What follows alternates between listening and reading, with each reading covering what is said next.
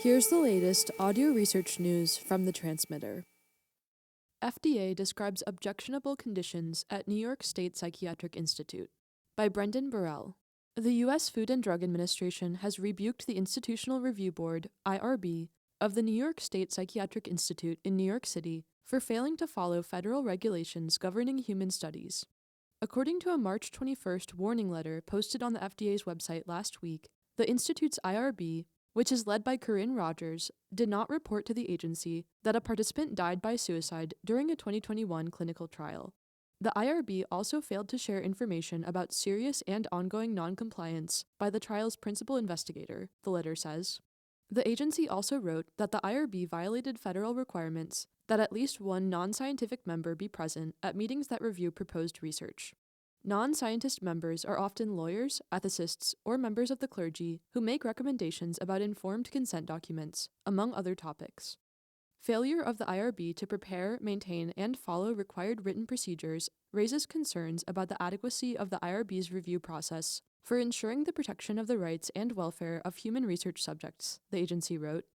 The warning letter does not name the investigator, but details about protocol violations and the timing of the suicide match a study of a depression treatment conducted by former Columbia University psychiatrist Brett R. Rutherford.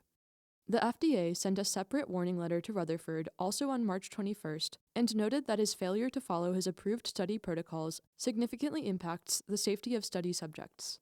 In a written response to questions from the transmitter, a spokesperson from the FDA wrote that the agency's compliance efforts, in close coordination with our federal partners, continue to monitor these and investigate other potential deficiencies.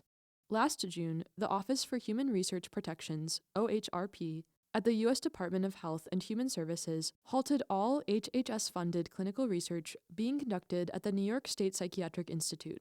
The institute voluntarily paused all studies involving human participants pending a safety review. Leading up to the pause, 2 studies from Rutherford's trial were retracted, the transmitter reported in May, and the institute underwent leadership change in its wake, the transmitter reported in July. In its warning letter, the FDA noted that the IRB had previously failed to provide an action plan to prevent the recurrence of this type of violation in the future and gave the IRB 15 business days to address the deficiencies, or else it may be subject to regulatory action. The Institute declined to respond to specific questions sent by the transmitter about the FDA letters. While we cannot comment on an ongoing review, we will continue to work with the FDA regarding this matter, a spokeswoman wrote in a statement. The Institute added that it is fully committed to protecting the health and safety of all participants. In January 2019, Rutherford began enrolling participants in a new study testing whether the Parkinson's disease drug levodopa could be used to improve mood and mobility in adults with depression. Participants who were taking antidepressant medications were supposed to undergo a 28-day taper to wean them off those drugs and allow them to wash out of their system prior to starting the study. The discontinuation of antidepressants can lead to an increased risk of suicide, and those participants were supposed to be closely monitored. One participant in the placebo group died by suicide. On August 9, 2021, the Institute's Ethics Board convened a meeting to discuss the suicide and determined that it met the definition of an unanticipated problem involving risks to subjects and others, according to the FDA's letter. The board is required to report such events during a trial to the OHRP and, in the case of drug studies, to the FDA as well. The board, however, instructed the investigator to report the suicide to the FDA, while the board would report it to the OHRP. According to the FDA letter, the board also noted during the meeting that the trial had enrolled a participant who failed to meet the eligibility criteria, and that the medication taper procedure had not followed the protocol. The warning letter does not specify whether this was the same person who died by suicide. Rutherford's clinical trial was suspended in September 2021, a month after the board's meeting. During subsequent meetings in February and July 2022, the board continued to discuss issues with the tapering procedure, missing documentation from the trial, and the investigator's failure to report a serious adverse event to the board, but it did not step in to share this information with the FDA itself, the warning letter says. 5 months later, in December 2022, the FDA began conducting an inspection of Rutherford's laboratory and identified 9 participants for whom he had failed to adhere to the antidepressant tapering and washout protocol laid out in his approved study plans, according to the warning letter to Rutherford.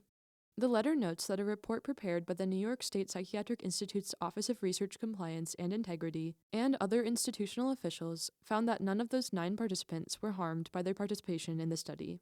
Rutherford, who is now in private practice, did not respond to a request for comment.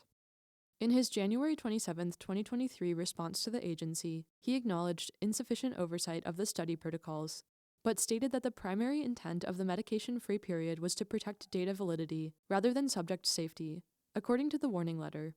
The agency disputed this point, noting that a failure to follow the tapering and washout requirements affects both data integrity and participant safety. Rutherford has agreed that data from these protocols will not be used in any future publications or grant proposals. 2 of his levodopa studies have been retracted because of these issues, and 2 have been corrected. The FDA has asked him to provide further details about his action plan to prevent similar violations in the future, or else he may be subject to regulatory action. The Institute has experienced turnover in its leadership in the aftermath of the suicide and subsequent reviews of research safety. In July 2023, after 17 months as the interim head, Helen Blair Simpson stepped down and was replaced by Jeremy Veenstra Vanderweel. Last month, Joshua Gordon, director of the National Institute of Mental Health, was named the next director of the institute. His appointment is slated to begin on August 15th.